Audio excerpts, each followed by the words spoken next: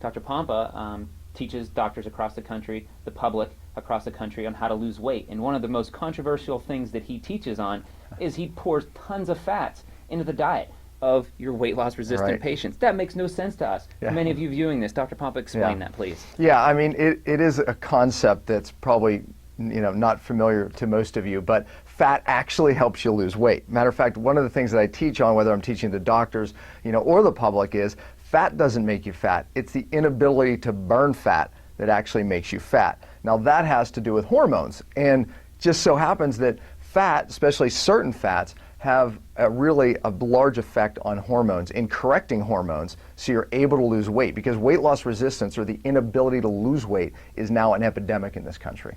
Well, in the news and in the media, we hear, the anti-fat movement, we hear the low-fat movement, we hear the calorie restriction.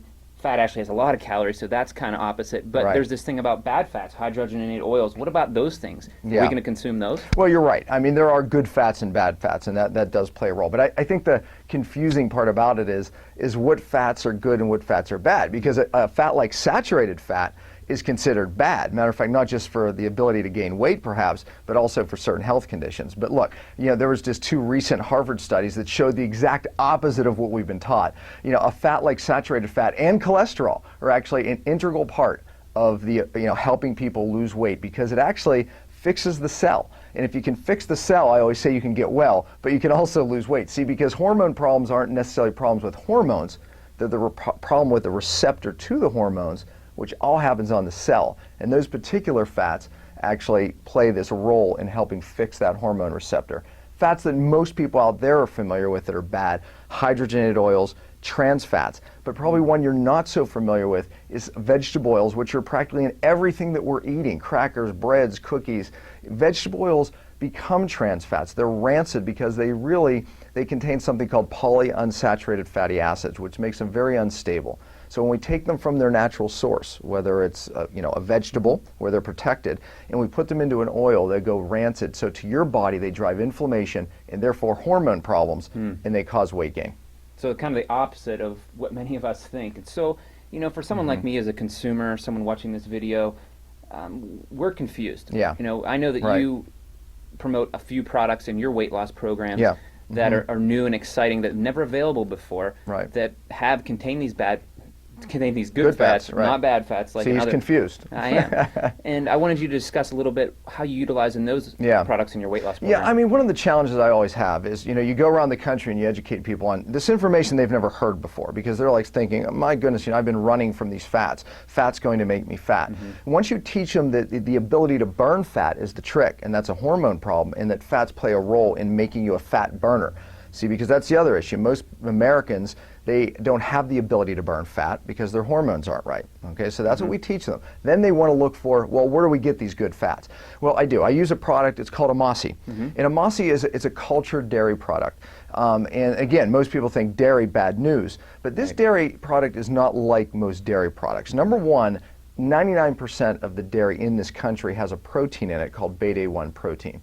And that alone causes a lot of different problems. Most people out there are familiar with gluten. Well, this particular protein that's in most of the dairy, it is 23 times more toxic than gluten is. And it has an effect on the brain more so than gluten. And it drives weight gain more so than gluten. So you can see the problem. I want to know about that. So this, yeah, exactly. We could go on and have a whole subject there. But this particular product it really took out this genetic mutation, if you will, or transmutation, and it brought back the old style.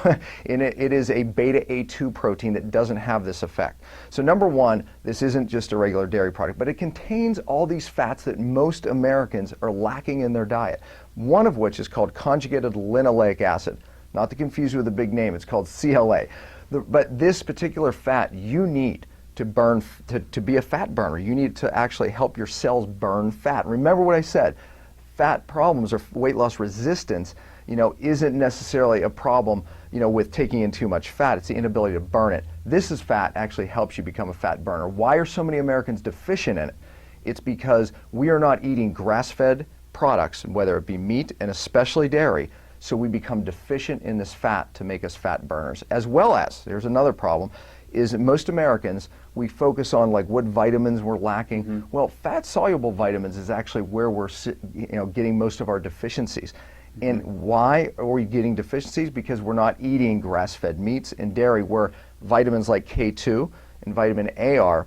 So when we start ingesting these fat-soluble vitamins, that also helps us become more efficient fat burners, as well as avoid so many of the different diseases that we're seeing today.